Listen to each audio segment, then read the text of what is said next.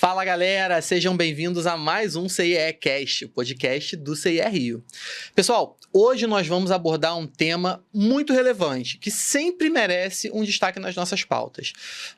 Enquanto muitos esperam que a infância seja um período de inocência, de oportunidades, para muitas crianças o trabalho infantil é uma realidade e uma realidade cruel.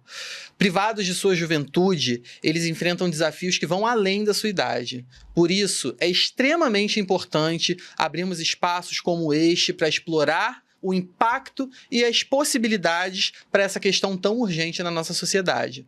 O nosso tema de hoje é o trabalho infantil, algo que mesmo nos dias atuais ainda persiste na nossa sociedade. Mas antes de a gente começar o nosso bate-papo, você já vai dando like na nossa transmissão, já vai se inscrevendo no nosso canal e segue o CIE Rio nas redes sociais, tá bom? Bom, pessoal, hoje eu vou conversar com dois atores importantíssimos no combate ao trabalho infantil e em toda a articulação que é extremamente necessária para que toda essa engrenagem gire. A minha primeira convidada, ela é procuradora do Ministério Público do Trabalho aqui no Rio de Janeiro, é mestra em filosofia pela USP e doutoranda em sociologia e direito pela UF. Ela é autora do livro Crianças Invisíveis, Trabalho Infantil nas Ruas e Racismo no Brasil. Eu converso hoje com a doutora Elisiane Santos. Seja bem-vinda, Elisiane. Olá, Luan, tudo bem? Obrigada pelo convite, é um prazer estar aqui no CIE Cast. Obrigado. Pessoal, meu segundo convidado é auditor fiscal do trabalho e mestre em governança e direitos humanos pela Universidade Autônoma de Madrid. Ele compõe também a coordenação do Fórum Estadual de Prevenção e Erradicação do Trabalho Infantil e de Proteção ao Trabalhador Adolescente, o FEPET-RJ. Eu falo hoje com o Eugênio Marques. Seja bem-vindo, Eugênio. Obrigado, Luan. Boa tarde a todos. Lisiane, boa tarde para você e para quem está nos ouvindo ou assistindo. E é uma honra estar aqui. Luan já é um parceiro nosso de muitos anos, do FEPET. A gente está se reencontrando agora no cast do CIE. Maravilha, Eugênio. Obrigado. Realmente, né, falando de FEPET, eu vou até puxar o início da nossa conversa para o FEPET, porque, afinal de contas, foram 10 anos lá, né, participando de toda a articulação, de todas as ações de combate ao trabalho infantil, e a gente... por muitas vezes a gente percebe, no dia a dia que a gente percebe a importância dessa atuação conjunta, né, Eugênio? Porque por mais que haja muito trabalho ainda, que a gente percebe que as instituições trabalham bastante, ainda se enfrenta muito trabalho infantil no dia a dia e ele acontece praticamente dentro de um contexto de invisibilidade para a sociedade como um todo e num contexto até de... não sei se eu posso dizer dessa forma, mas dentro da invisibilidade, realmente é de enxergar o trabalho infantil como algo útil, né? Muitas vezes a sociedade enxerga no trabalho infantil alguma utilidade. Mas antes da gente falar de todo esse contexto, já aproveitando que a gente falou do FEPET, eu queria que você contasse um pouquinho do que é o FEPET, de como é a atuação dele e da história dele um pouquinho. Certo, né? Ano passado a gente teve a comemoração, inclusive, né, desse marco dos 20 anos do Fórum aqui do Rio de Janeiro. Então ele é um agrupamento, vou dizer assim, né, uma rede formada por diversos atores da sociedade civil, do governo, que se unem em prol dessa causa, do combate ao trabalho infantil e de proteção ao adolescente trabalhador. Ele tem uma coordenação colegiada grande, extensa, né, e a gente é o responsável pelo lançamento das campanhas do dia 12 de junho, no estado do Rio de Janeiro. Então a gente tem uma mobilização grande, alguns grupos de trabalho que tanto estão atuando assim, em conjunto para o lançamento das campanhas do 18 de maio, que é uma data marcante também, porque é a data de combate à violência sexual contra a criança e adolescente, que inclui a exploração sexual, né, uma das piores formas de trabalho infantil. Então, o FEPET sempre atuou nessa área e, propriamente dito, o combate ao trabalho infantil no dia 12 de junho, que é o Dia Mundial e Nacional de Combate ao Trabalho Infantil. Então, a gente vem com algumas reuniões durante o ano, é uma tentativa assim, de um espaço, né, que agrega discussão, mobilização e pensar em rede, porque a gente já viu que isso é essencial. A gente tem muitos atores políticos, atores governamentais, atores da sociedade civil, trabalhando em prol de criança e adolescente, em prol de afirmação dos direitos trabalhistas, né, do direito ao não trabalho da criança, do direito ao trabalho protegido para o adolescente. Então, sozinho, as coisas não funcionam tão bem quanto em rede. Aí o FEPET está um pouco aí para tentar criar esse vínculo, fortalecer esse vínculo e pensar em ações conjuntas. Tem funcionado muito bem aqui no Rio de Janeiro. Bastante, né? Até porque a gente envolve não só a fiscalização do trabalho, a qual você pertence, né? Mas a gente envolve também atores da sociedade civil como um todo, né? Então, a gente tem até pessoas físicas que envolvidas com a causa integram o fórum e auxiliam dentro das suas possibilidades. Isso é importantíssimo. Agora, Elisiane, a gente falou, o Eugênio trouxe aqui para mim a atuação do fórum, que é importantíssima, completou 20 anos em 2023 aqui no Rio de Janeiro.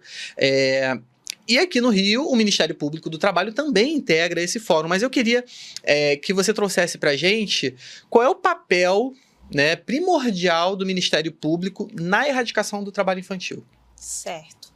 Bom, antes só cumprimentar também, né, nossa audiência e o Eugênio.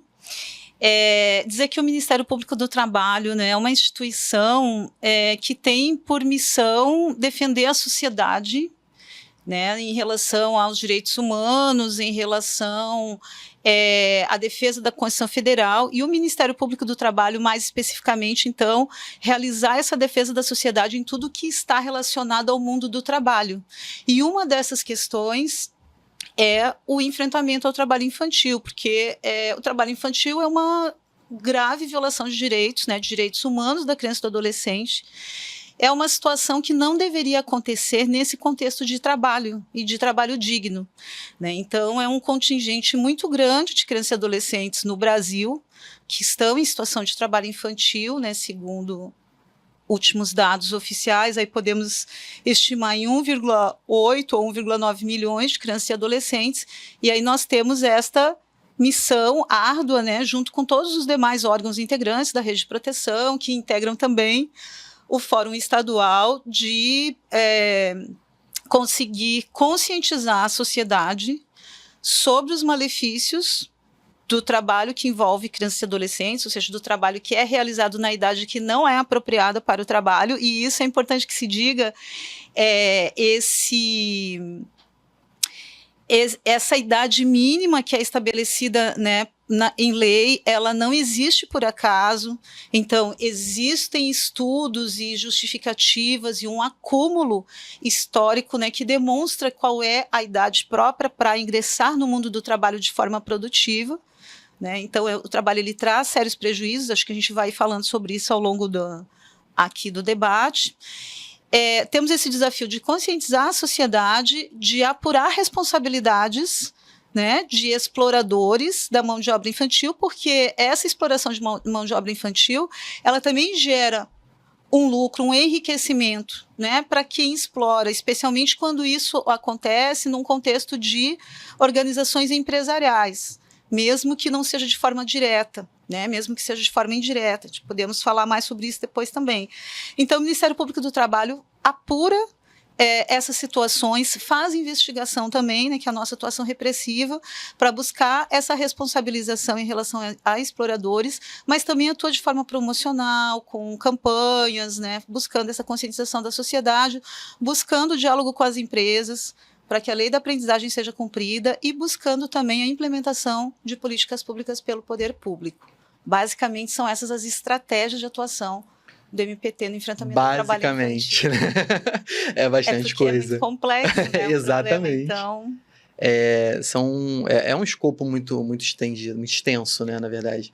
E, Eugênio, no escopo da fiscalização do trabalho, qual é a atividade primordial ali do auditor? Certo. A inspeção do trabalho, né, a gente é ligado ao Poder Público Executivo Federal, né, estamos no Ministério do Trabalho, na Secretaria de Inspeção do Trabalho, que é uma das secretarias do Ministério do Trabalho. Então, basicamente, também nós somos responsáveis pela execução de políticas públicas para fiscalizarmos o fiel cumprimento da legislação trabalhista.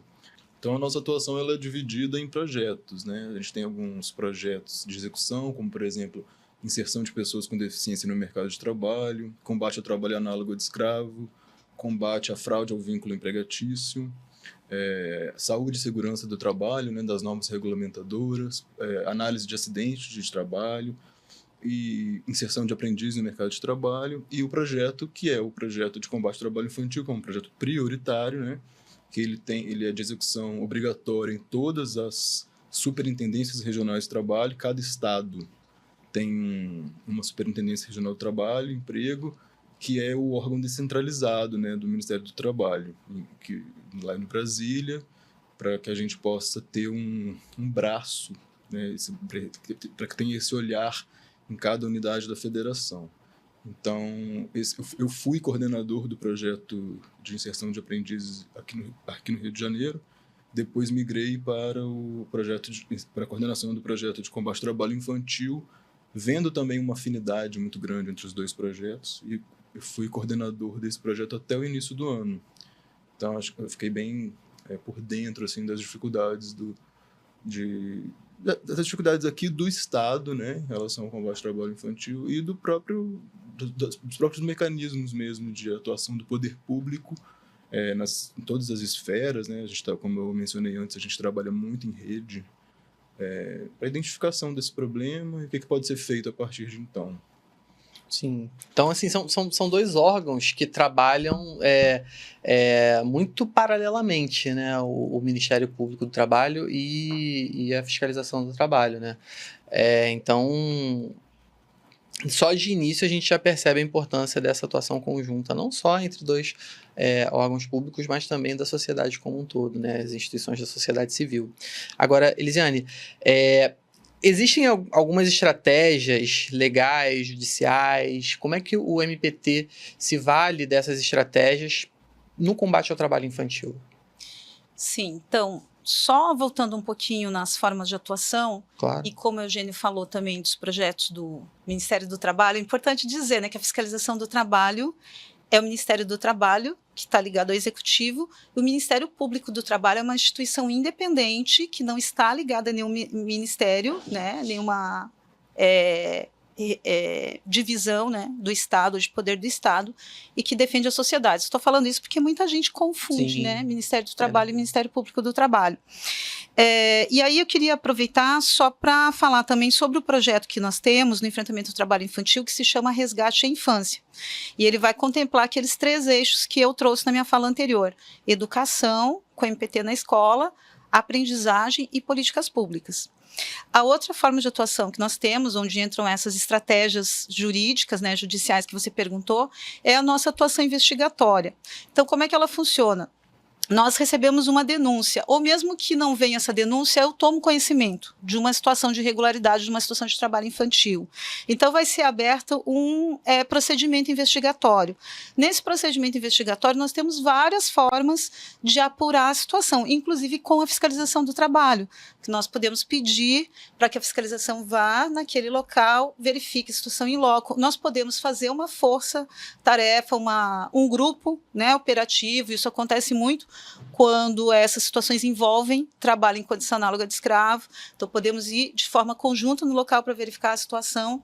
Podemos ingressar com uma ação judicial cautelar, por exemplo, para pedir uma autorização para adentrar numa residência, o que pode acontecer numa situação de trabalho infantil doméstico, né? E várias outras formas de atuação, né? Requisitando documentos, exigindo apresentação dos planos municipais, né, quando se trata do órgão público, quais são as ações que estão sendo desenvolvidas naquele município, naquela localidade, para enfrentamento ao trabalho infantil. Então, dentro desse procedimento investigatório, vai se apurar a situação. Se houver uma pessoa responsável, pessoa física ou jurídica responsável pela situação de exploração, ela terá que ajustar a sua conduta, ou seja, eliminar, né, deixar de seguir nessa conduta ilegal, nessa conduta ilícita, e muito provavelmente também arcar com indenizações por dano moral, que nesse caso pode ser tanto individual quanto coletivo, né? Assim como também terá a obrigação de de pagar os direitos que seriam devidos se aquele contrato de trabalho fosse um contrato de trabalho válido, né? Então, isso são efeitos desse desdobramento dessa atuação. Isso pode acontecer de forma administrativa, dentro da investigação, através da assinatura de um termo de ajustamento de conduta, que acho que todos ouvem muito também, né? Ouvi falar sobre os TACs e indenizações que são previstas nos TACs, e quando nós não conseguimos fazer esse ajustamento de conduta dentro da investigação, aí nós ajuizamos uma ação civil pública. E aí, só assim, 2 detalhes também, né? A gente está falando de uma suposta situação onde conseguimos enxergar alguém, né, um empregador ou alguém que explora diretamente aquela criança, aquele adolescente numa idade que não está permitida no trabalho. Mas nós temos outras situações mais complexas onde a gente não enxerga esse explorador, mas ele existe, né? Quando a gente está lidando, por exemplo, com cadeias produtivas, né, onde aquele trabalho é terceirizado e passa por várias subcontratadas até chegar no beneficiário final do trabalho. Então, essa também né, a empresa beneficiária final, ela pode sofrer uma ação judicial, né? Nós temos outra situação onde o poder público pode ser réu de uma ação civil pública por omissão na adoção de políticas públicas no seu território, na sua localidade. É um dever, né, do Estado, está lá no artigo 227 da Constituição Federal.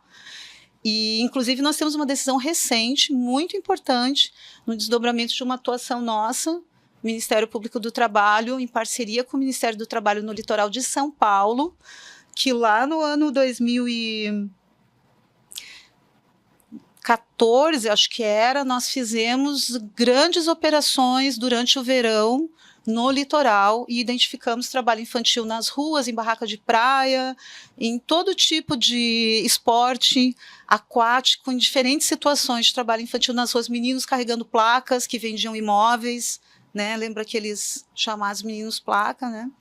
E aí ajuizamos uma ação exigindo que o município implementasse as políticas públicas na área de educação, na área de orçamento, na área de aprendizagem, né, todos os diferentes setores que vão impactar na diminuição do trabalho infantil. E agora, recentemente, houve decisão proferida pelo TST, né, reconhecendo a competência da Justiça do Trabalho e a obrigação do município de efetivar essa política. Perfeito. Agora, Eugênio, a doutora Elisiane trouxe aqui um dado importante sobre a questão do trabalho infantil nas cadeias produtivas. E eu acho interessante a gente lembrar que a cada ano a mobilização, a campanha realizada pelo combate ao trabalho infantil, ela traz um mote específico, né? E o trabalho infantil na cadeia produtiva já foi um desses motes, né? Eu queria que vocês falassem um pouco da campanha desse ano. Afinal de contas, a gente vai ter aí no Rio de Janeiro um evento de lançamento na próxima semana, no dia 17, né? Pessoal, Dia Mundial de Combate ao Trabalho Infantil é 12 de junho. Mas, por questão de agenda, a gente vai fazer no dia 17, aqui no Rio de Janeiro. E aí, Eugênio, Elisiane, qual o tema que está sendo trabalhado esse ano no combate ao trabalho infantil?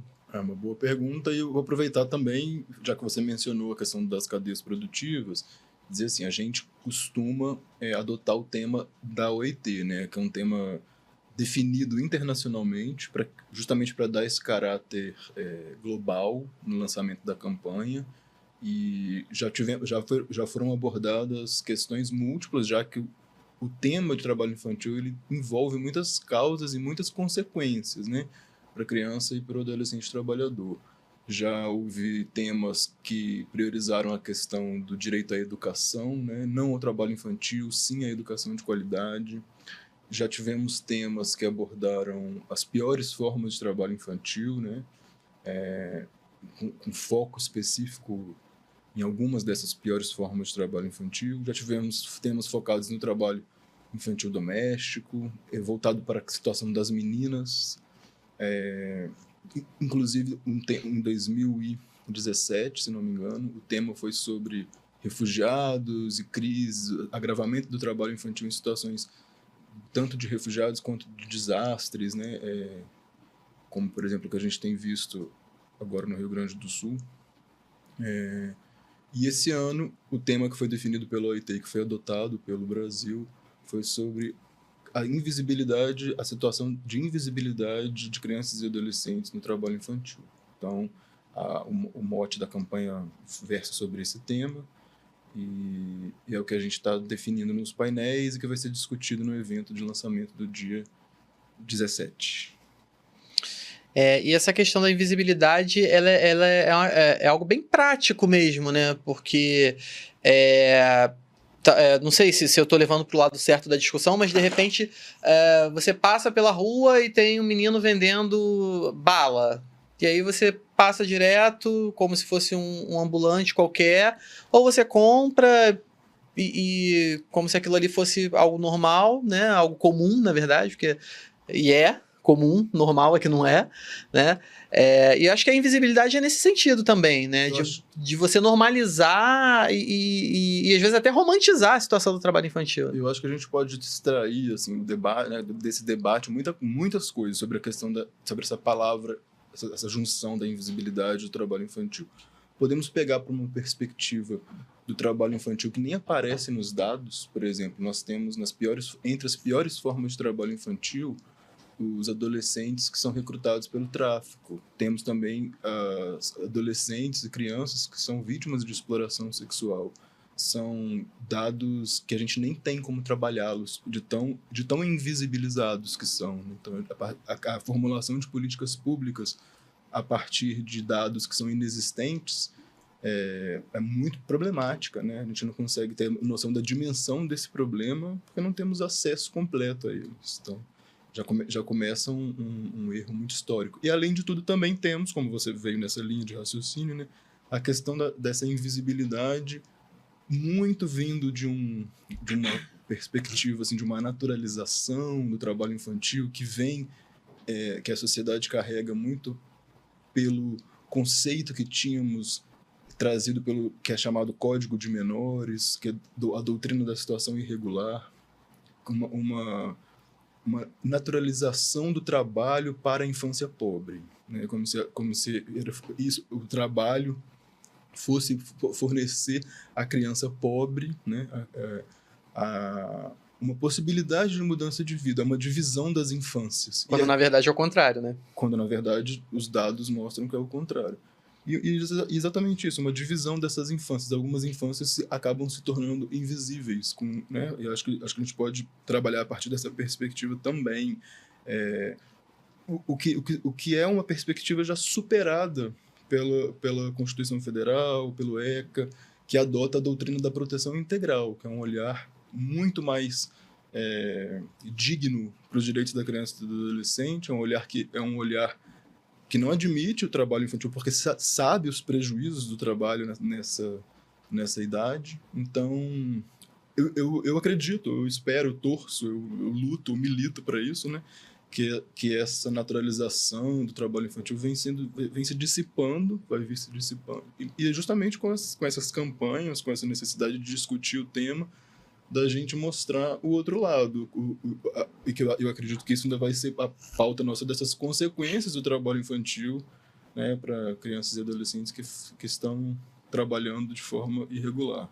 Aí agora... Não, pode falar. Eu queria falar também sobre essa questão, né, que eu considero que a invisibilidade ela tem uma relação direta com as relações raciais no Brasil. Porque os próprios códigos de menores, né, se nós formos analisar, quando eles foram criados, eles tinham um objetivo específico que era regular a situação daquelas infâncias ou daquelas crianças que estavam na rua num período pós-abolição, no primeiro Código de 1927, e onde nós temos um contingente já naquele período, né, formado massivamente por crianças negras, filhos de escravizados libertos, que também estão numa situação de invisibilidade lá no período colonial, né, quando nós tivemos aqui quase 400 anos de escravização da população negra trabalhadora, que também é um detalhe, que não é um detalhe, né? É uma centralidade dessa questão, onde 1/3 da população escravizada no Brasil era formado de crianças e adolescentes também, né? Então, essa invisibilidade, ela vem lá do início dessa história. E esse lugar de não criança, ou seja, de um lugar, de um corpo de criança que foi feito ou está naquela condição de trabalho de forma naturalizada, historicamente perpassa essas infâncias negras. Esse problema, essa situação ela é tão perversa que quando nós temos a CLT, por exemplo, em 1943, mesmo com uma proibição de trabalho infantil, quando a nossa legislação trabalhista tem um avanço, né, em relação a proibir trabalho para crianças e adolescentes, primeiro com menos de 12 anos e depois com menos de 14 anos, ela abre uma exceção para essas crianças que dependem do trabalho para sua sobrevivência, ou seja, para as crianças pobres, que em sua grande, imensa maioria são as crianças negras. E aí o que a CLT vai dizer lá? Que em relação ao trabalho infantil nas ruas, se esse trabalho é desenvolvido para o sustento da família, o juiz, à época, né, estamos falando dos códigos de menores, o juiz poderia autorizar esse trabalho. Então, o que o Estado brasileiro faz? O próprio Estado brasileiro vai construindo essas distinções. E isso vai demarcando esse olhar da sociedade também para enxergar algumas crianças como crianças e outras crianças como não crianças. Né? Nós podemos ver isso até hoje, em relação a essa situação das ruas. E é interessante, assim, que é um marcador e não podemos não falar sobre isso, né, e não trazer isso para a centralidade do debate também, porque nós temos, por exemplo, testes sociais que mostram o comportamento de pessoas caminhando na rua, no centro de São Paulo, em relação a uma criança que é colocada ali parada, ela está ali figurando aquela situação. Aí colocam duas crianças com a mesma roupa, no mesmo lugar, do mesmo tamanho. Colocam uma criança negra, colocam uma criança loira. Em relação à criança loira, rapidamente param, várias pessoas perguntam por que ela está ali, se ela está sozinha, se a família está por perto, enfim, várias tentam dar um apoio. Em relação à criança negra, depois de mais de 2 horas, né, um casal para e aí acha estranho ela estar sozinha naquele local e vai tentar, né, encontrar, procurar saber o que está acontecendo. Isso independe da condição social, financeira, né? É um experimento ali que colocaram 2 crianças. Eu me lembrei disso agora, desculpa te interromper, mas eu lembrei. E é realmente constrangedor. É uma violência, é violento. É terrível. E são violências com as quais nós, pessoas negras aí, né, e população negra, ao longo de nossas vidas, vamos tentando nos encontrar estratégias de defesa em relação a isso, né? E as crianças são absolutamente marcadas com essas situações nas escolas, né, no seu cotidiano, no seu dia a dia e até mesmo no contexto de família. E um desses marcadores dessa naturalização de múltiplas violências é essa naturalização também do trabalho, né, de você, vai trabalhar, que bom, porque, né, pelo menos está, né, sempre aquele argumento, pelo menos está ajudando a família, pelo menos não está na rua. Então, é como se esse lugar da opressão, eles só se enxergassem em relação a essas infâncias, né, porque quando a gente vai trabalhar com outros olhares, os olhares são outros, né, não, imagina, não, meu filho vai estudar só depois que ele terminar a graduação e mais uma pós-graduação, né? E, enfim, são diferentes olhares para uma mesma situação. A meu ver, se explica assim pela questão classe, mas a questão classe no Brasil, ela está intrinsecamente ligada à questão racial. Com certeza. E aí eu vou até levantar essa bola aqui, já que você trouxe essa informação super relevante, importantíssima, né? Os dados da PNAD de 2019, né, que é a Pesquisa Nacional por Amostra de Domicílios, ela mostra que boa parte das situações de trabalho infantil eram apontadas em meninos, né, e meninos negros. E de 2019 para 2022, que foi a data da última PNAD, né, não mudou muita coisa. Né? Não mudou. A gente continua num contexto bem próximo. Sim, a Mari Del Priore tem até um livro onde ela organiza vários estudos e eles apontam até exatamente isso, assim, um dos textos, esse perfil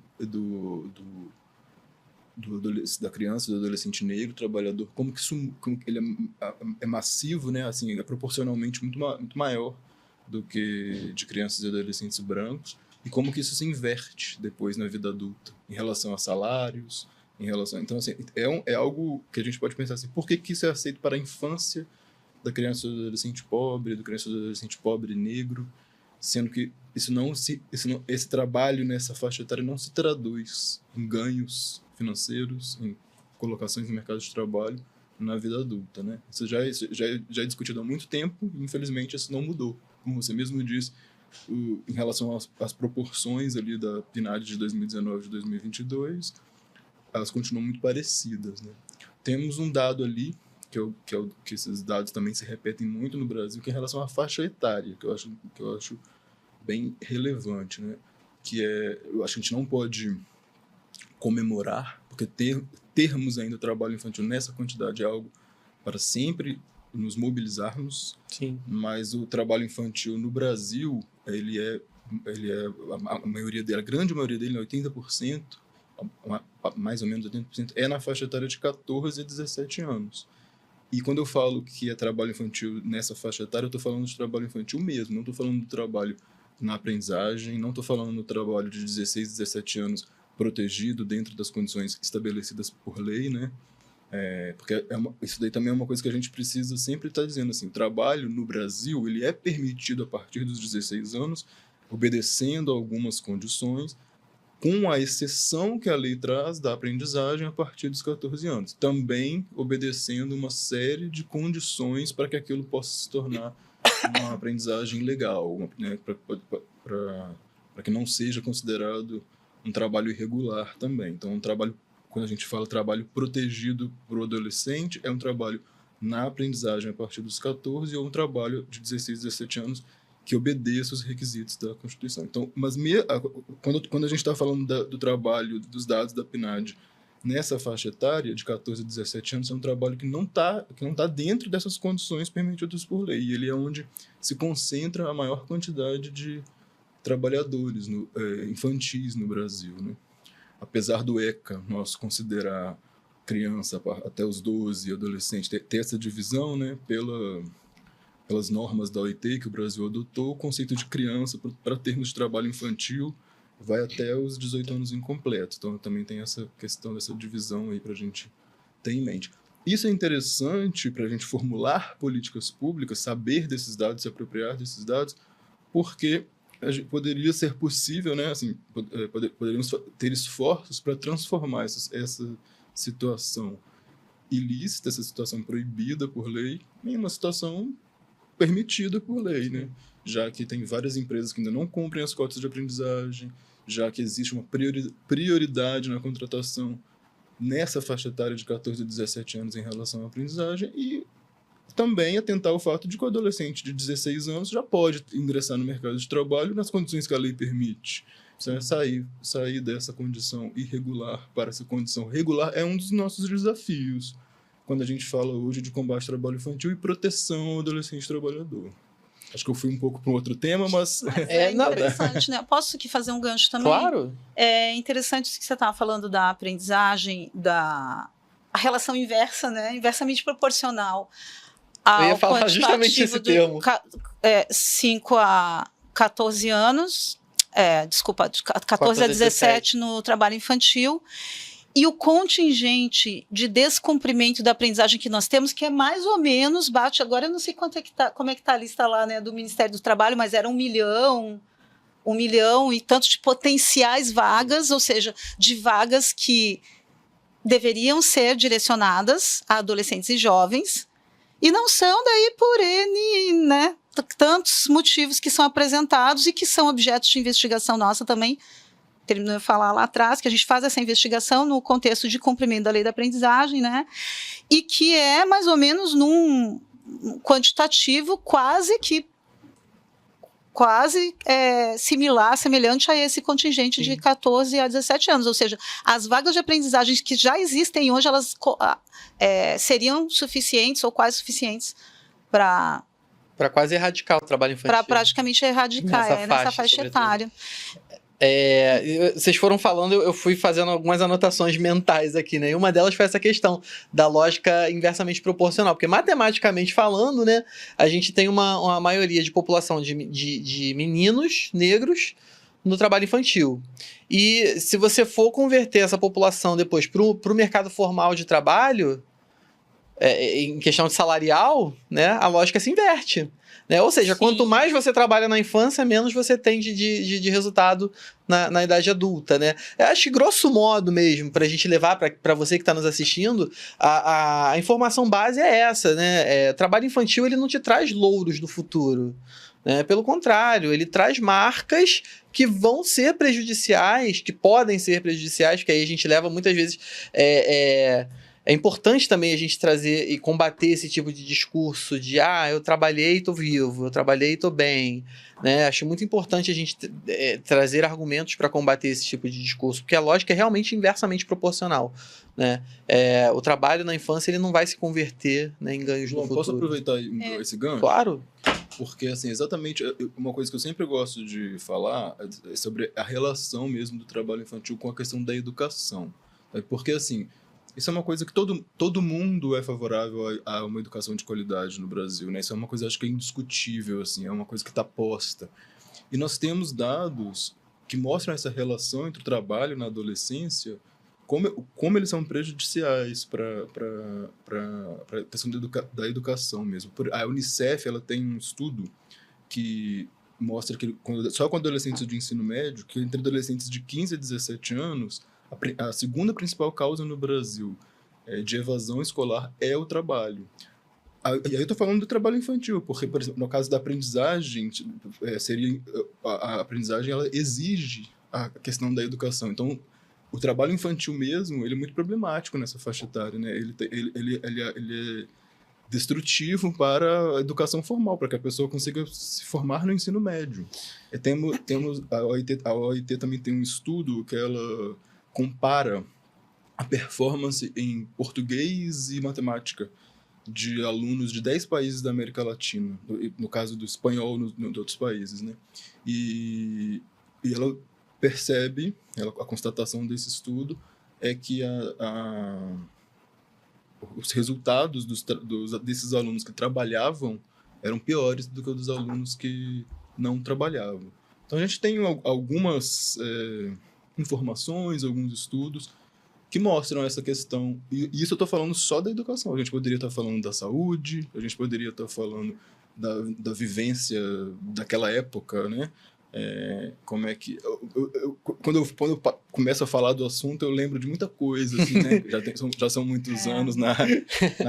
Eu estava lembrando agora até de um estudo do Banco Mundial. Ele estava apontando o que era mais interessante. E a gente está falando de um banco, né? O que era mais importante para o futuro do trabalho. E aí ele compara o cérebro da criança, do adolescente, assim, a capacidade de absorver informação, como é muito maior do que a de um adulto. Assim, é como se fosse uma super máquina, digamos assim, né? O aprendizado é muito inerente a essa faixa etária, a essa fase da vida. Então, quando você substitui esse momento por um momento que já inseri na lógica produtiva, de repetição de tarefa, de quebrar a potencialidade ali do que ela está aprendendo no colégio, é muito danoso para a sociedade. Queima essas etapas todas, né? Não é nem só para aquela pessoa, para aquela família, para aquele vínculo, mas a gente está perdendo... porque a reação é em cadeia, né? Uhum. Eu queria falar também sobre evasão e seguir na questão racial, né? Tem uma pesquisa do Unicef também, que é de 2022, se não me engano, que mostra que é curioso esse dado também, porque a quantidade de adolescentes que evadiram da escola, ele mais ou menos também bate com o dado de adolescentes em situação de trabalho infantil. E nesse estudo foi identificado que 70% das crianças que saíram eram meninos e negros. Né? Então, a questão racial, ela perpassa depois todos os outros setores que envolvem desigualdade no trabalho. Você falou depois do ingresso, depois aquele adolescente que passou pela situação de trabalho infantil, termina indo para o trabalho precarizado, e todas essas desigualdades raciais no mundo do trabalho que afeta a população adulta, ela também vai impactar no trabalho infantil. Né? E aí é interessante, a gente tem uma pesquisa que foi feita parceria com o Diese, nós que pedimos, o Ministério Público do Trabalho, lá em 2019, onde eles analisaram famílias de duas capitais, foi Porto Alegre e São Paulo. a partir dos dados do CAD único, né, e das situações de trabalho infantil, e conseguiram demonstrar que nas famílias onde os responsáveis tinham vínculos formais, a idade de ingresso no trabalho era mais elevada e quase inexistente situação de trabalho infantil. E nas situações de trabalho infantil, os responsáveis, né, normalmente estavam no trabalho em condição precarizada, né, ou seja, sem vínculo, sem proteção social. Quando a gente vai olhar para um retrato de Brasil hoje, vai analisar qual é a massa trabalhadora, quem são as pessoas que compõem a massa trabalhadora que está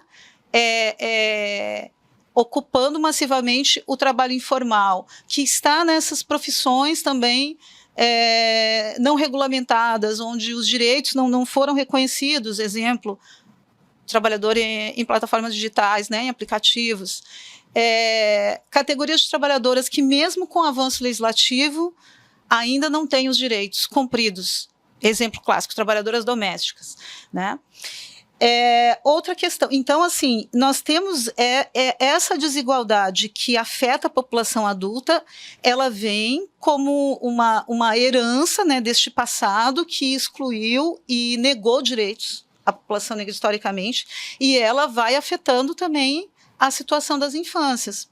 Porque um outro dado que é importante de nós analisarmos é que uma grande parte das situações de trabalho infantil, né, das famílias, elas são famílias monoparentais, onde as mulheres são responsáveis, né, pelo sustento da família. E aí a gente tem vários outros indicadores sociais, análises e estudos que vão demonstrar isso, inclusive quem foram as famílias mais afetadas pela pandemia, por exemplo, situação aí, período em que houve uma elevação do trabalho infantil nas ruas, do trabalho infantil que está sendo para o qual se chama a atenção nessa campanha, né, das infâncias invisíveis.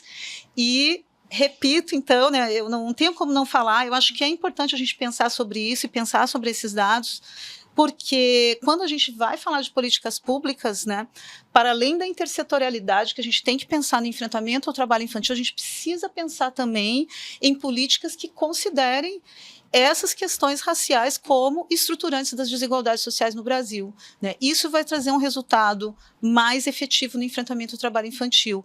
E aí, só para fechar, nas pesquisas sobre evasão escolar, juntamente com o trabalho, as respostas mais apresentadas pelas crianças também diz respeito ao racismo vivenciado dentro das escolas, né? E quando a gente está falando de racismo, a gente não está falando apenas assim de uma situação de injúria, de uma ofensa que foi proferida contra uma criança ou um adolescente dentro do ambiente escolar, mas nós estamos falando de currículo, nós estamos falando de não pertencimento, nós estamos falando de olhares, nós estamos falando de exclusão, de crianças que não são chamadas, por exemplo, para participar de determinadas atividades, né?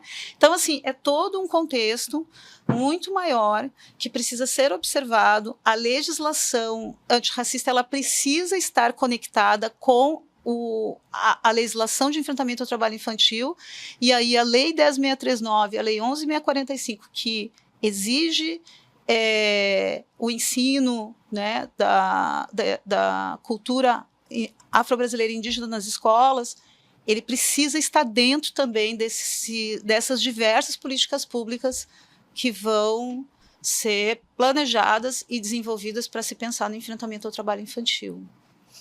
Perfeito. E aí, eu acho que se a gente fizer um exercício mental aqui, a gente consegue visualizar muito claramente essas diferenças que você colocou, né? Dessa exclusão da classe negra e a sua relação com o trabalho infantil. É só você aí que está em casa fazer um exercício mental. O cara que eu contrato para fazer um serviço ou outro, aquilo. Então, nessas faixas de trabalho, a gente verifica majoritariamente, como você colocou, a população negra, né? E para você que está nos assistindo também, a gente falou, eu fui fazendo as minhas anotações mentais aqui, né? E o Eugênio e a Elisiane falaram muito bem sobre a questão da aprendizagem como uma alternativa, né, de combate ao trabalho infantil. Então, você, empresa que está assistindo e ainda não contrata, entre em contato com a gente para saber como contratar um aprendiz de forma legal, de forma segura, de forma protegida. O nosso e-mail está aí na tela, tá bom? É o nosso Saiba Mais.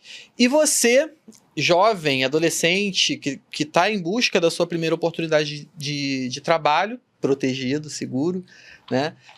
Tem o QR Code que a gente está disponibilizando na tela, ele vai ficar até o final da transmissão, e aí você pode ver a vitrine de vagas do CIE, acessar as oportunidades que tiverem mais a ver com o seu perfil, tá bom? Gente, eu queria que vocês trouxessem agora, e eu imagino que vocês tenham vários, mas aí pra gente não perder muito daqui da nossa transmissão, eu queria que vocês trouxessem um caso emblemático que seja para vocês, e aí eu vou ter 2, né, no combate ao trabalho infantil, porque eu sei, assim, Eugênio tem alguns anos de vivência, eu conheço algumas histórias, algumas até surreais, né, mas aí eu queria que vocês compartilhassem conosco um caso emblemático que tenha vindo assim na cabeça de vocês. Posso começar com você? Não sei se eu vou conseguir compartilhar né, apenas. Eu digo porque, às vezes, essa discussão sobre o combate ao trabalho infantil, a gente fala muito mobilização, números, mas na hora que me pega, assim, é quando eu lembro dos casos que eu atuei, que eu fui lá na ponta, que eu fui ver o que era. Alguns que chegam a embargar minha voz mesmo. E eu acho que esse contato com a realidade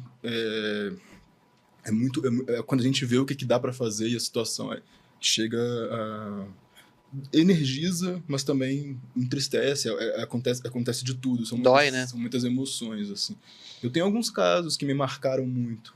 Eu já sou auditor fiscal do trabalho há 14 anos e sempre estive envolvido com combate ao trabalho infantil, combate ao trabalho análogo de escravo, que são as minhas 2 grandes paixões dentro dos projetos do Ministério do Trabalho. E uma vez eu fui acompanhar um grupo de fiscais para a gente ver a situação. Eu posso citar isso porque isso me marcou muito. A situação do lixão em Boa Vista, em Roraima. E Nossa, a realidade, estávamos lá com a equipe e a gente vê crianças disputando com urubus a manga podre. É uma coisa de você pensar assim, o que eu consigo fazer a partir daí, dessa realidade de trabalho, realidade daquela família, de sobreviver daquela forma. Então, quando eu falo de trabalho infantil, eu penso nesses casos também, os casos aqui no Rio, pra gente não fugir muito. Teve uma vez que eu fui atender uma fiscalização na Zona Oeste, e tinha uma menina de 10 anos que ela trabalhava numa venda de plantas. Assim, ela tinha que organizar uma série de sacar as plantas em umas caixas, e ela só podia ir para a escola depois que ela terminasse uma quantidade X. E foi estranho anotar aquilo. Assim, ela falando assim, eu só posso sair daqui e ir para a escola quando eu termino de fazer essa quantidade de trabalho. E aí eu perguntava assim, e quando que você termina? Ela falou assim, não tem prazo. E você via que ela faltava muito à escola por conta do trabalho. E eu posso dizer de exemplos assim, que chegaram a ser assim, o trabalho infantil, ele adoece. O trabalho infantil mata também. Eu há poucos anos, recebi uma denúncia nesse sentido. Assim, já era uma investigação de um acidente de trabalho que tinha acontecido com morte, com um trabalhador de um restaurante trabalhando depois das 10 horas, um adolescente, não poderia estar trabalhando pelo horário noturno, não poderia estar trabalhando com um dos itens das piores formas de trabalho infantil, é justamente produtos inflamáveis, e ele manipulava produtos inflamáveis naquele restaurante, e ele se queimou e veio a falecer no dia 12 de junho. Não teve nada mais emblemático assim. Analisar aquilo para mim foi uma frustração também, de saber que a gente não chegou antes. Sim. Então, por isso que eu estou falando que são situações muito, muito difíceis. Existem situações que nos dão alegrias também, no sentido de que a gente consegue fazer os encaminhamentos possíveis, que a gente consegue acordo com empresas. O Ministério do Trabalho assinou um termo de compromisso com a Petrobras, onde ela se compromete a reservar parte das vagas delas da aprendizagem para egressos do trabalho infantil. Então a gente tem uma mobilização, assim, sempre que acontece isso, eles precisam de uma validação do Ministério do Trabalho, a gente procura secretarias de assistência social. Tem momentos onde a gente começa a ver que as coisas podem acontecer, né? estar em rede, participar dos eventos com os nossos parceiros, com o Ministério Público do Trabalho, ver as coisas acontecendo, são momentos gratificantes. E esse ano você está o caso que eu diria, eu já falei sobre isso no final do ano passado, a gente fez o resgate de 2 trabalhadoras, uma delas de 13 anos, e a gente descobriu que ela era uma trabalhadora porque ela perdeu o dedo numa máquina de capim. E quando ela perdeu esse dedo, ela foi levada ao hospital, e o hospital identificou aquela situação como uma situação de acidente de trabalho. Foi um exemplo em que as coisas funcionaram, as políticas funcionaram. Ao identificar aquela situação como acidente de trabalho com uma criança, foi encaminhado para a Secretaria de Assistência Social, que identificou a necessidade do acompanhamento da fiscalização do trabalho pela situação que acontecia. E nós fomos, e era uma realidade muito difícil. Era uma realidade muito difícil de 2 meninas e de uma família analfabeta, ausente da escola, na região aqui no Rio de Janeiro. Então, assim, são coisas que a gente pode pensar assim, está longe de mim, não está longe de você. O trabalho infantil, os prejuízos do trabalho infantil são coisas que acontecem em 2024. Então, isso me mobiliza muito, porque eu trabalho com isso, eu vejo essas coisas que acontecem, e quando eu vejo algum discurso favorável ao trabalho infantil, isso me tira um pouco do sério. Incomoda muito, me incomoda muito. Tem que revoltar mesmo.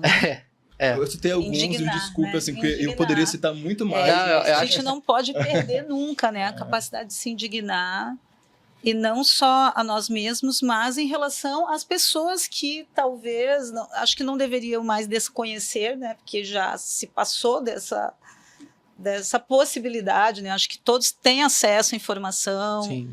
Tem muito debate, né? Você vê, a gente tem uma trajetória de lutas também, desde início de operações de enfrentamento do trabalho escravo infantil, instalação de fórum nacional e dos fóruns estaduais, né? Tantas campanhas realizadas aí, uma redução, inclusive, importante nos dados de trabalho infantil no Brasil, né, se a gente pensar a década de 90 para hoje. Então, assim, não há mais justificativa para que alguém possa defender algo que é uma violência, né, que é uma grave violação de direitos humanos. E, no fim, eu já peguei a fala, posso falar dos casos? Claro.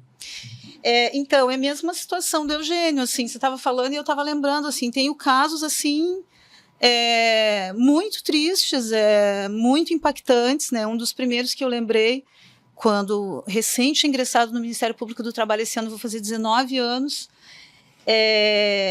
de um menino que foi trabalhar numa padaria, o nome da padaria Jesus é Bom, nunca esqueci esse nome, deveria ter uns 10 anos, agora não lembro se tinha 8 ou 10, e ele foi, segundo a história lá contada, né, pela mãe, que estava numa situação desesperadora, ela tinha concordado com esse trabalho para a entrega de pães.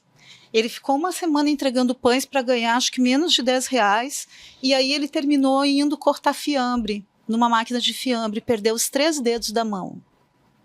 Gente, isso é uma situação assim, fica embargada também, tão desoladora, porque no caso, numa cidade do interior, condições difíceis de conseguir, né? Primeiro, assim, é uma situação irreparável. Não tem mais como reparar, né? A lesão, nós nem chegamos a acompanhar nessa situação do momento de hospital, como foi, porque isso chegou depois, né, no Ministério Público. Então, nós fomos tentar buscar reparação. O estabelecimento pequeno, não se encontrava o proprietário, enfim, ajuizamos uma ação. Espero que, né, depois eu saí da localidade, espero que tenha dado algum resultado efetivo. Mobilizei na época não só a ação judicial para responsabilizar o empregador, mas encaminhamentos para o INSS, para que pelo menos, né, alguma situação ali de benefício previdenciário, proteção social fosse assegurada. Fizemos o que era possível, mas é o caso também que a gente traz, né, quando alguém vem defender. Gente, não é grave, é sério, e sim, pode levar a acidentes fatais e morte, né? São 2 vidas perdidas a cada mês no Brasil em razão de trabalho infantil. Isso um dado do Ministério da Saúde que sabemos que é subnotificado, né? Você falou do lixão. Nos meus 19 anos de Ministério Público do Trabalho, eu acho que eu não realizei alguma outra inspeção, situação de tanta tragédia, de tanta desumanidade quanto a inspeção em lixão. Nós fizemos também, foi nesse período também na Bahia, em Ilhéus, e teve desdobramento depois, com resultados positivos de encaminhamento da situação. Gosto de pensar nas atuações positivas também, e aí queria trazer como exemplos mais de um caso, né? Mas nós temos alguns direcionados à inclusão dos adolescentes em cumprimento de medida socioeducativa em programas de aprendizagem.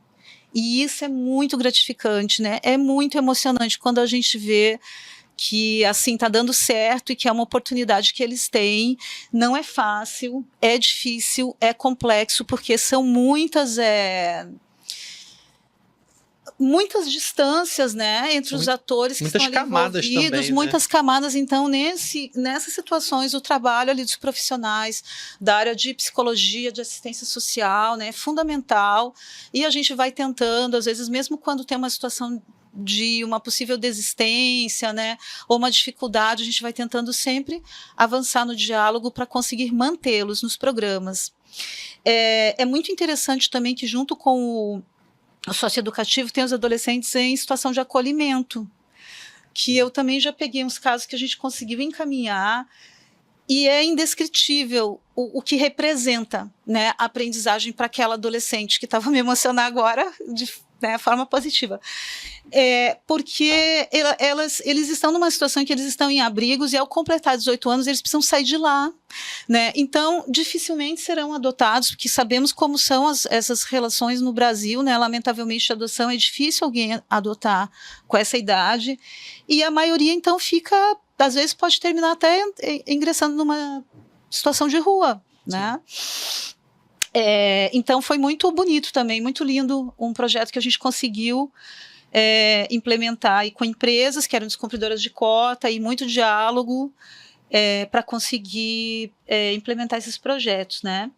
E uma fala que me marca muito em vivências e no âmbito acadêmico também, né? Porque também trabalho com a questão do ponto de vista acadêmico. Tem um livro publicado que é fruto da minha dissertação de mestrado, a fala de uma menina. Quando eu estava, acho que era um domingo, e aí tinha uma menina vendendo pano de prato, isso numa das ruas de São Paulo, e ela passou na mesa. Eu geralmente converso, né? Eu acho que isso é bom como dica, né, para as pessoas, porque tem também toda essa questão, né, a não alimentar, né, o trabalho infantil no sentido de consumir produtos ou serviços oferecidos por crianças ou adolescentes. Mas eu digo que, ao mesmo tempo, é importante, assim, também não estigmatizar a pessoa, porque às vezes, né, se incorpora essa... eu não vou dar dinheiro. E aí, às vezes, você nem olha para, né, uma pessoa, um ser humano que está ali. Então, eu costumo conversar. E aí, eu conversando com uma menina, eu perguntei para ela o que ela gostaria de estar fazendo naquele dia. Era um domingo, perto do meio-dia, e eu achei que ela iria me responder que ela gostaria de estar brincando, né? E ela me disse que ela gostaria de estar dormindo. Então você imagina uma criança com 10, 12 anos, que te responde que ela gostaria de estar dormindo em pleno domingo, no domingo à tarde, nos dá a noção do quão extenuante é, né, uma atividade que, como você acabou de falar, está naturalizada, porque passamos na rua e nós vemos as crianças, e é como se as crianças estivessem ali. Tá com a mãe, tá com o pai, ou às vezes está sozinho, né? Mas, assim, essa fala, ela sempre ficou como uma lembrança, e são muitas, né? Tem vários outros casos. Essa fala me lembrou uma fala de uma reportagem que teve aqui no Rio, do RJTV, sobre trabalho infantil. E a repórter pergunta assim para a criança que está trabalhando: qual que é o seu sonho? A resposta dela é muito dura para mim. Ela fala assim: isso não é para mim, eu não sonho mais. É uma criança sem sonhos. Deixa eu cortar. É a antítese da infância, né? Então, o nosso desafio é alimentar, mostrar, sim, que nós, né, podemos, que as nossas crianças têm o direito de sonhar e de serem crianças. Eu acho que é o nosso grande desafio, né, como Eu acho que é legal ser humano, assim. vocês se emocionarem. Eu fico tocado também, porque eu acho que mostra que a gente não tá sozinho, né, nessa batalha, que é diária, que é dura, que é de cortar o coração quando a gente enfrenta na prática, mas ela tem resultado. Eu acho que é isso que é importante também a gente trazer. E aí eu vou trazer mais uma vez para vocês que estão nos assistindo o lançamento da campanha desse ano, que aqui no Rio de Janeiro é organizado pelo FEPET, em conjunto, obviamente, com várias instituições, dentre elas a Fiscalização do Trabalho, o Ministério do Trabalho, o Ministério Público, o CIEE faz parte também dessa campanha. Ela vai ser realizada no dia 17 de junho, na Academia Brasileira de Letras, e o link para inscrição está na descrição do vídeo, vocês podem se inscrever. É um evento aberto à sociedade, então vocês podem se inteirar do trabalho que é realizado e podem servir também como agentes de disseminação de informação. Vocês podem levar informação. Aliás, Eugênio, uma coisa que nos anos aí que eu frequentei, que eu integrei, na verdade, frequentar, acho que é muito pouco, que eu integrei o FEPET, né, uma das grandes brigas que eu sempre travava, briga no né, modo romântico de se dizer, era de que a gente tinha que levar a informação para fora dos nossos espaços de atuação, né? Porque não adianta, hoje nós três estamos conversando aqui, nós atuamos no combate ao trabalho infantil, né? Hoje mais indiretamente do que direta. Mas se essa discussão ficar só aqui, não adianta. Agora, hoje não. Hoje a gente está levando para uma galera que vai nos assistir. Mas se ficar só entre a gente, não adianta. Não adianta. Tem que se levar para a sociedade, tem que se conscientizar a sociedade, tem que se tirar o estigma de que o trabalho infantil traz resultados positivos e é por aí. A gente tem que ampliar o campo de discussão, o espaço de fala cada vez mais. Eu acho que muitas vezes as pessoas não sabem como agir também, né? O que fazer. Exato. E aí, Lu, eu queria até dar uma dica, porque eu estava falando do trabalho infantil nas ruas, né? E dessa menina dos panos de prato, que é muito importante que essas situações sejam encaminhadas, sejam relatadas, seja no Disque 100, seja no site do Ministério Público do Trabalho, seja num serviço de assistência social. Porque ainda que a gente não consiga atuar diretamente, né, porque o trabalho infantil nas ruas ele é muito complexo, precisa se identificar as famílias, precisa verificar se a criança está na escola ou não está na escola, a gente vai buscar, né, que as políticas públicas sejam realizadas. Então, assim, tem essa complexidade, mas à medida que essas informações chegam nos órgãos competentes, nós conseguimos ir cobrando isso do município, entendeu? Porque tem pontos onde acontece, né, com mais frequência determinadas formas de trabalho, tem determinados cruzamentos na cidade, tem determinados sinais onde se concentram, né? Então é importante que se diga também, a atuação do Ministério Público do Trabalho não é no sentido de ir lá, retirar a criança, uma atuação repressiva em relação à família, não é essa. Não é esse o encaminhamento, né? A gente encaminha a informação para o Serviço de Assistência Social. Existe um serviço nos municípios que se chama Serviço de Abordagem Social de Rua.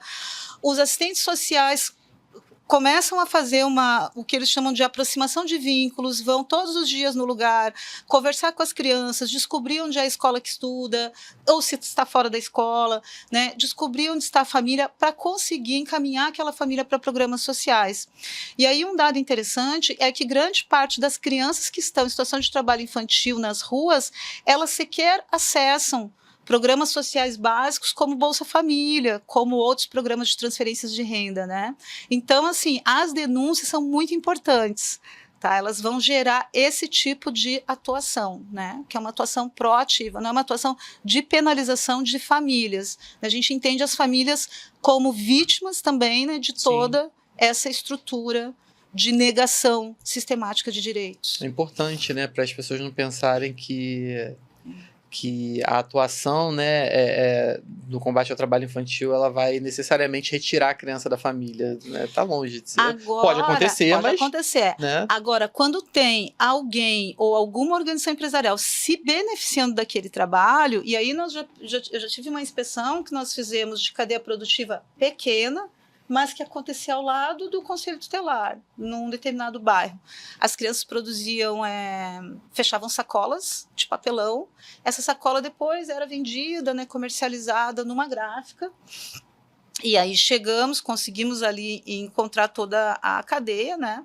A cadeia, essa estrutura econômica que ofere um lucro, né? Ofere um benefício econômico daquele trabalho que está sendo realizado ali no fundo de quintal, da vizinha, que daí os vizinhos ficam apavorados também quando a gente chega, porque eles acham que é algo ruim, né? Porque se construiu essa visão também, né? De uma repressão, uma visão negativa, inclusive em relação ao próprio Conselho Tutelar. Né? Então é importante que saibam que as denúncias, elas trazem desdobramentos, elas trazem resultados e vão trazer essa efetividade também de encaminhar as famílias para serviços de assistência social. E quando tem que se responsabilizar alguém que se beneficia economicamente do trabalho, nós vamos responsabilizar também. E essa responsabilização, ela vai também trazer efeitos positivos para a sociedade, para a proteção das infâncias. Porque nas indenizações por dano moral coletivo, nós temos possibilidade de reverter para projetos em parceria, Exato. Inclusive com vários, né, atores aí da rede de proteção. Eu vou aproveitar esse momento, já que você também tinha mencionado a questão dos encaminhamentos, das denúncias, para dizer o seguinte: aqui no Rio, enquanto eu estive à frente do projeto, o índice de efetividade nosso de atendimento de denúncia, em que a denúncia se comprovava verdadeira, com os dados, efetiva, era muito baixo. Porque eram mal formuladas, vinham faltando detalhes importantíssimos que contribuíssem para a fiscalização. Às vezes, era um caminho que até chegar ali na fiscalização para que a gente pudesse fazer, já tinham passado meses. Então, e aí a gente criou um sistema chamado de Sistema IP, onde ele tem dado muito certo. Eu acabei fiscalizando, enquanto estive à frente da coordenação no Rio, nos últimos meses, conseguia encontrar denúncias que estavam ali bem descritas, chegaram rápido para a gente, porque às vezes até esse negócio chegar na ponta, é um percurso que torna aquilo... Eu tive muito problema com isso, com essa gestão disso aqui no Rio de Janeiro, de atender denúncias que eram não eram efetivas, enquanto o planejamento dava muito resultado. Então acabava que o pessoal lá, o corpo fiscal, as pessoas que acabavam falando: chegou outra denúncia, já sabendo que aquilo seria algo que não atenderia o escopo do projeto, que é, de fato, a identificação da criança e do adolescente em situação irregular. Então é importante que a pessoa que faça a denúncia... Eu hoje em dia tenho recomendado o uso do sistema IP, quando a denúncia for dirigida ao Ministério do Trabalho, porque ela está ali com o que a gente precisa, de fato, para conseguir chegar naquela situação. E também já vai dirigida para o órgão, porque às vezes tem Passa por vários. Passa por muita coisa até chegar na ponta. Então eu queria também dar essa... Perfeito. Se a pessoa digitar lá no Google Sistema IP, ela vai... O Sistema IP do trabalho escravo já funciona há muito tempo, e aí a gente sentiu a necessidade de criar do trabalho infantil. Ano passado a gente teve uma reunião, Minas Gerais apurou as denúncias do Sistema IP, tem um resultado muito positivo, sabe? Então, acho que é bom também. E qualquer cidadão pode acessar. Então, você que está em casa aí, já testa. Acessa o Google, Sistema IP, Trabalho Infantil. Verifica, pesquisa, conta pra gente como foi. Tá bom? Gente, estamos quase acabando, né? Acho que se a gente fosse, né, estender, papo de uma semana, verdade. Papo de um livro. Fala um pouquinho do teu livro, Elisiane. Acho que é muito importante a gente ter um pouquinho dessa história. Eu acho que eu falei um pouco já sobre ele, porque... quando eu trago a questão, né, das relações raciais inseridas lá num contexto de pós-abolição, na própria exclusão que a legislação trabalhista fez, e nessa situação de hoje do trabalho infantil nas ruas, já traz esse cenário do que está no livro, né, que se chama Crianças Invisíveis, Trabalho Infantil nas Ruas e Racismo no Brasil. Mas acho que o livro também traz uma questão importante que a gente não falou aqui ainda, e eu estava aqui me cuidando aqui para eu não esquecer, que é da importância também, né, do protagonismo juvenil, da participação política dos adolescentes e jovens, principalmente, na luta por direitos. Eu trago esse percurso também no livro, da importância do movimento nacional de meninos e meninas de rua, lá na década de 80, né, no período de Assembleia Nacional Constituinte para promulgação da Constituição Federal de 1988. Né? Então, a conquista do artigo 227, que rompeu com toda aquele estigma que era trazido nos códigos de menores, de tutela do Estado, né, de penalização de infâncias negras ou de infâncias historicamente excluídas, ele é fruto também deste protagonismo, desta luta, né, dos adolescentes, das adolescentes. Então, hoje é muito importante também que estejam à frente. Não vou nem dizer junto, acho que eles precisam estar à frente desse debate, né? E tem várias formas de participar, assim, politicamente, dessa construção política, dentro da sua própria escola, participando dos grêmios, participando de projetos nos territórios, que tem diversas organizações sociais, né? Aqui no Rio, muitos trabalhos, assim, bacanas. Não vou falar para não excluir um ou outro, né? Mas, assim, diferentes em diferentes regiões, né, periféricas que buscam essa referência pela educação, por uma educação libertária, por consciência social, por consciência política, por uma educação antirracista, por uma educação que respeite a diversidade. Né? É importante a gente falar das diversidades das infâncias também. Né? Se construiu muito esse olhar ali com aquele perfil de infância eurocêntrico, né? E nós temos as infâncias negras, nós temos as infâncias indígenas, nós temos crianças com deficiência, nós temos crianças LGBTQIA+, né? E todas essas diversidades, elas também precisam ser consideradas, né, nesse contexto de infância, de forma humanizada, onde todos os direitos sejam respeitados, onde todas as crianças possam ser crianças. Perfeito. A gente está quase caminhando para o fim. E aí eu queria, antes de vocês darem um recado para o pessoal que está nos assistindo, só para a gente fechar mesmo, porque como eu falei, a gente podia virar o dia aqui falando sobre esse tema. Mas eu queria que... Vocês já falaram sobre isso ao longo do nosso bate-papo, mas um exemplo prático aqui. Eu, como cidadão, que ações, que iniciativas eu posso tomar visando ao combate ao trabalho infantil? O que eu posso fazer de prático? Porque às vezes a gente fala, né, e é uma crítica muito grande, a gente está muito no âmbito das ideias. Então, vamos lá, prático, no sentido prático. O que eu, como cidadão, posso fazer para auxiliar o combate ao trabalho infantil? Posso começar? Uhum. Em primeiro lugar, acho que tendo um mote da campanha, né, não deixar se tornar algo invisível.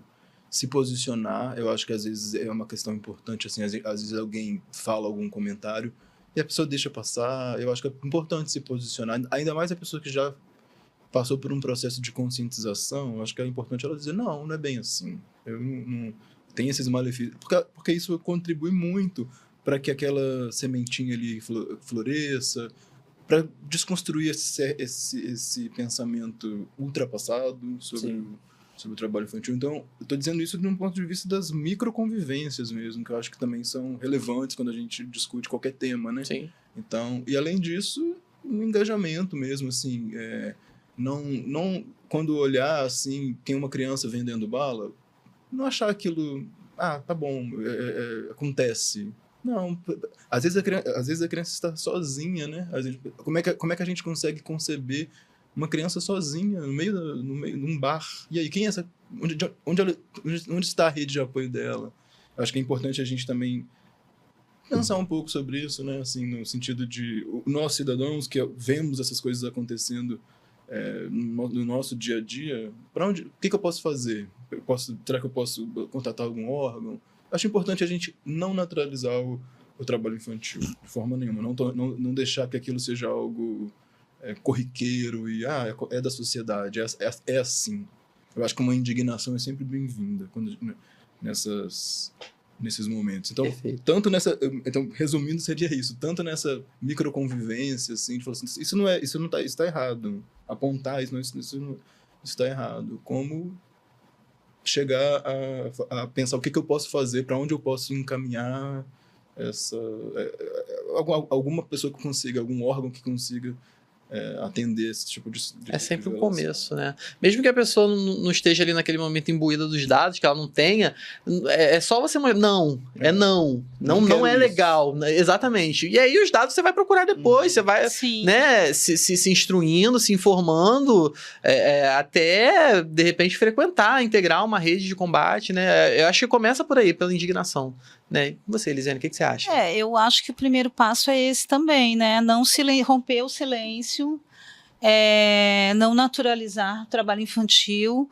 Nesse romper o silêncio, nós podemos salvar vidas, né? E aí estou falando muito do trabalho infantil doméstico, porque vejam assim os casos recentes, por exemplo, de resgates, né? Eles são de trabalhadoras domésticas, senhoras idosas em situação de trabalho escravo, são situações que começaram lá na infância, né? Eu sempre fico pensando, gente, como é que passaram-se décadas numa situação de silenciamento, né, que vem pela naturalização. E aí, se a gente for buscar, a gente não tem tempo agora, mas assim, tem outros casos, tem casos com desfecho trágico, né, com morte, com lesão, com violência física, de situações de trabalho infantil doméstico que chegaram a esse resultado por conta deste silêncio, desse pacto silencioso da sociedade. Então, não naturalizar, romper o silêncio, contribuir com projetos, a gente estava falando, né, tem tantas organizações sociais bacanas aí que realizam projetos importantes de educação, de apoio e fortalecimento de infâncias e juventudes periféricas, né? Eu acho que quem tem essa possibilidade também é uma boa ação que pode ser feita. Trazer esse olhar de humanidade, né? Não só para a sua criança, mas para as crianças em geral. E aí acho que isso pode desencadear nesse contato, conversa, um contato mais próximo, que talvez a sensação de impotência ela aconteça, porque a gente não consegue na hora agir, né? Mas o que vem depois, às vezes a própria conversa já traz um sentido para aquela criança que está sendo ouvida, e o que pode ser acionado depois, seja uma denúncia via, qual é o nome mesmo? Sistema IP. Sistema IP, seja pelo Ministério Público do Trabalho, o site é www.mpt.mp.br, tem um aplicativo também de celular, que é o MPT Pardal, né? Seja pelo Disque 100, o encaminhamento foi feito, ou seja, a pessoa está cumprindo seu papel, Não porque é faltam papel de cada um, né, de nós, né? Estado, família e sociedade. Então a gente não pode continuar imobilizado, a gente precisa cumprir o nosso papel, seja com esse encaminhamento de notícia de fato, seja com compartilhamento de conteúdo, seja contribuindo com projetos e com a não naturalização das violências. Perfeito. Eu acho que esse papo é muito importante para mim, é muito agradável porque, né, participei durante uma década aí, né, praticamente um terço da minha vida foi dedicado diretamente às ações de combate ao trabalho infantil. Então, é um tema que realmente mexe muito comigo, assim como percebi que mexe com vocês também. E é o que eu disse, é importante a gente ter essa sensibilidade, e é importante que a gente ainda se emocione e que a gente ainda fique indignado com essas situações, que a gente percebe que não está sozinho efetivamente. E aí eu queria levantar aqui, fazer uma homenagem especial para uma pessoa muito querida, porque quando a gente fala de combate ao trabalho infantil no Rio de Janeiro, acho que a gente que frequenta, né, esses grupos, é impossível a gente não pensar em outra pessoa que não seja a Fátima, né? Fátima Chamas, auditora fiscal do trabalho, importantíssima, essencial no combate ao trabalho infantil no estado do Rio de Janeiro. Então eu acho que a gente precisa... Fátima quer ver essas câmeras, por sinal ela estaria aqui hoje com a gente também, né? Então, Fátima, Fátima, um beijo, obrigado por você fazer tanto e por tantos. Eu acho que você serve como exemplo dessa indignação que é muito necessária, do trabalho em rede, de abrir mão de vaidade, de várias outras coisas em prol de uma causa. Então, eu acho que a gente não poderia encerrar essa transmissão aqui hoje sem fazer essa homenagem mais do que justa a você, tá bom? Eu vou ter que me subscrever, porque Fátima foi e é minha grande parceira no trabalho, no fórum, uma pessoa com quem compartilhei muito dessas sensações todas de alegrias e de desafios dentro da nossa atuação, e de fato ela é uma pessoa muito inspiradora no combate ao trabalho infantil, muito aguerrida, muito mobilizadora. Eu acho que eu acredito que ela tem uma coisa que eu quero enfatizar, que é saber trabalhar em rede, e isso foi o que eu mais aprendi com a Fátima e com o fórum, porque quando eu cheguei assim no fórum, eu falei, será que isso... Eu sou muito objetivo, e eu não sabia se aquilo funcionava mesmo. Eu achei, deve ser um monte de falação, deve ser um monte de gente falando. E não, de fato, ele mobiliza mesmo. As campanhas aqui no Rio de Janeiro, elas acontecem por conta das reuniões do fórum, e o engajamento, e até mesmo o estreitamento das relações entre os órgãos, no sentido assim, eu tenho que encaminhar isso para tal. O fórum é um facilitador dessas questões. Então, é uma contribuição da Fátima à frente do fórum. E eu acho que eu vou ser eu vou falar algo que a Fátima falaria, porque a Fátima também não gosta dessa personalização. Então, ela entende que isso é um fruto do próprio fórum mesmo. E ela age dessa forma, assim, que ela quer que o fórum mantenha um legado, né? E eu acho isso importante também, o fórum existir para além das pessoas, Sim, para além das instituições, né? Mas, de fato, ela é uma pessoa especial. Muito legal falar um pouquinho também, Eugênio, porque eu fiquei 12 anos, né, em São Paulo antes de vir para o Rio. E eu tenho pouco tempo no fórum aqui do Rio também. E antes da gente iniciar aqui, eu estava conversando com o Luan e com a Paula, né? Como é bacana essa mobilização, né, do fórum aqui, assim, que é bastante atuante. A gente evidencia assim, que tem uma participação ativa de todos os integrantes, né? Eu fui super bem acolhida também, comentava isso antes da gente iniciar. E agora vocês estão falando, parece que realmente tem, né, essa marca também de Fátima, que já desde que eu cheguei também me acolheu muito carinhosamente. Eu também. E já fizemos várias coisas, inclusive, né, em pouco tempo. Eu cheguei várias coisas juntas. Cheguei no FEPEST em 2014, no ano que a gente fez aquele cartão vermelho na praia, gigantesco, com um mosaico enorme, com drone, com tudo. Eu cheguei no meio daquela bagunça toda, foi maravilhoso. A Fátima me recebeu muito bem. Gente, infelizmente a gente está encerrando aqui a nossa transmissão, mas antes disso... Elisiane falou da Paula. Paula é supervisora técnica do programa de aprendizagem, está aqui no backstage hoje. Beijo, Paula. Né? A gente estava conversando antes da transmissão sobre algumas questões, né? Trazendo a pauta, discutindo, e a Paula participou muito bem disso. Mas aí, para a gente encerrar, Eugênio, Elisiane... Eu queria... desculpa, gente. Então, assim, só pro pessoal do fórum, do FEPET, não ficar com ciúme, tá? Eu vou... Pra fechar...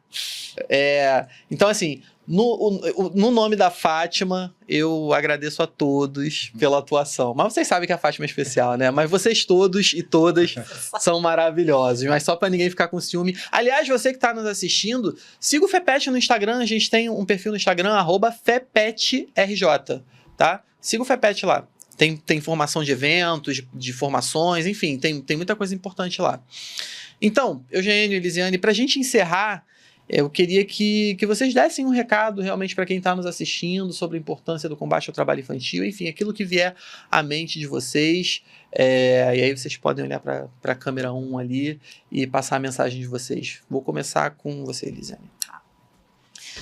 Bom, eu queria dizer que é uma luta muito grande, né, e de muito tempo. Então, de muitas pessoas que vieram antes de nós e que seguirão nesse enfrentamento, né, acho que são grandes desafios que temos pela frente, mas acredito que juntos e juntos, somos fortes e vamos conseguir avançar vamos conseguir avançar na garantia de direitos das crianças e adolescentes, na garantia da proteção integral da criança e do adolescente, né, na efetivação do artigo 227 que está na Constituição Federal, que foi conquistado com tanta luta que a gente precisa fazer que ele realmente aconteça na sociedade brasileira.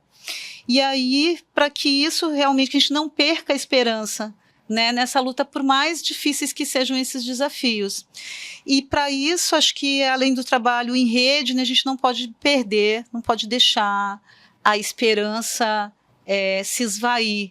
Então eu vou trazendo o Paulo Freire, né, que é um grande mestre também para a gente pensar no enfrentamento do trabalho infantil pela educação, trazer a mensagem que ele nos deixou, né, de esperançar, que é a esperança com ação, para a gente continuar esperançando, porque assim acho que a gente vai conseguir chegar nessa sociedade justa, onde todas as crianças possam realmente ser crianças.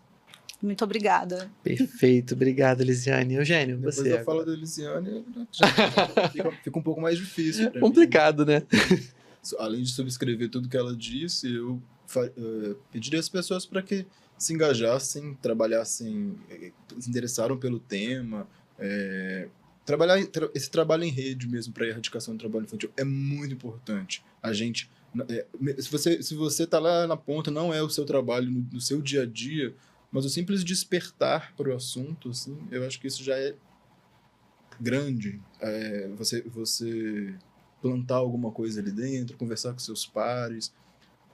De repente você tem uma outra profissão, não é, no seu dia a dia, não é se engajar nessa causa como a gente que está ali, na ponta e trabalhando com isso, mas é igualmente importante essa mudança de perspectiva assim, no dia a dia. Então, para mim, o recado seria esse, assim, não invisibilizar, aproveitando o mote da campanha, não deixe que o trabalho infantil seja algo invisível, seja algo corriqueiro, seja algo naturalizado na sociedade.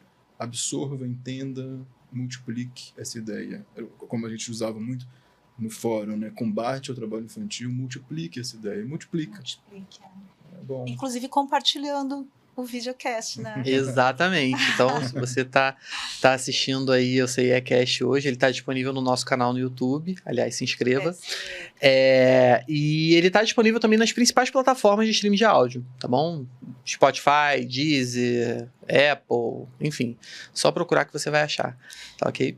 Luan, e convidar todos a participar do seminário dia 17 de junho, sim, né, na ABL. Mais uma vez. Então, 17 de junho, começa que horas? 13 horas. 13 horas na Academia Brasileira de Letras, fica no Castelo, aqui no centro do Rio. O link para inscrição tá na descrição do vídeo, tá? Então vocês podem se inscrever, como eu falei, é aberto à sociedade, então é um espaço, como o Eugênio falou, para você multiplicar, né? Então para você adquirir conhecimentos, adquirir informações e multiplicar essa ideia. Tá bom?